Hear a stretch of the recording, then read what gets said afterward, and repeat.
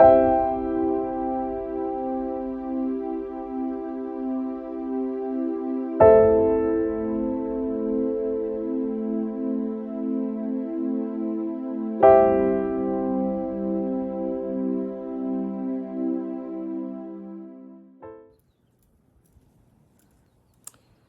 name is Mary Ann Christensen, and my very first experience being at Okoboji Lutheran was in 1961.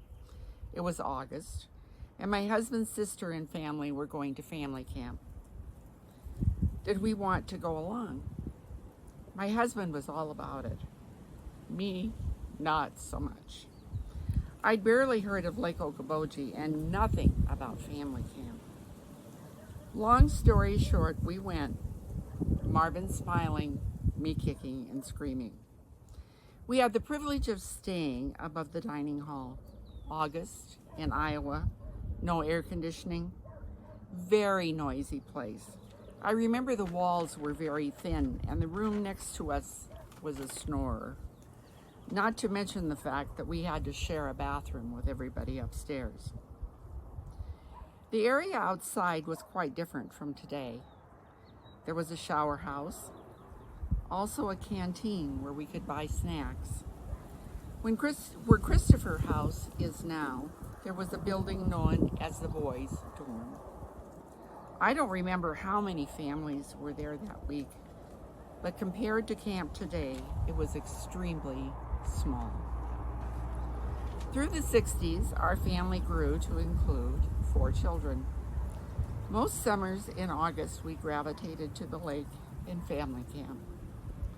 By now, I am a family camp believer.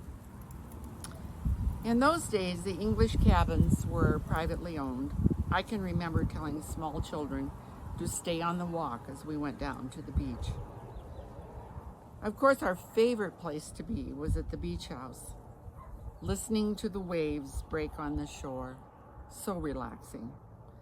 Of course, the trick was to get it signed up for it far enough ahead. Those days, often, more than one family would be in the beach house. You can only imagine how a family with teenagers loved our noisy, chaotic babies. Also in those days, you could park a camper at the beach, which we did often. We met many families through the years, and we'll look forward to seeing them next year.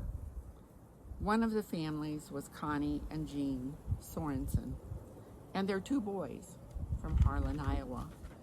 Needless to say, as camp involvement expanded, we got to know that family very well. Through the years, since the 60s, there have been changes. Of course, the boys' dorm was replaced by Christopher House. The shower house and canteen are gone, and Alta House came to be. Campers no longer stay above the dining room. The English cabins are now part of the camp. The kitchen, dining room, and chapel have all undergone renovation, and most recently, there is a brand new beach house. But that stuff is all geography.